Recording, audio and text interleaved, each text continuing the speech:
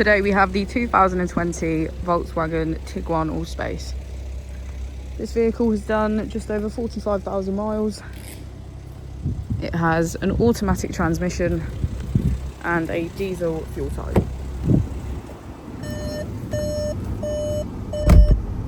To the left of our steering wheel, we have cruise control as a feature, as well as assist. And on the right, we have voice control and automatic headlights. Moving on to our screen, to the left, we can access our radio, media, smartphone integration, and voice control. On the right, we have navigation, Apple CarPlay, our vehicle status, and menu. If we put the vehicle into reverse, we can see that it comes with park distance control, front and rear parking sensors. Just below is our dual zone climate control with heated seats on either side. As we go into the back of the vehicle, we can see that we have 7 seats in total and get a good view of our panoramic roof.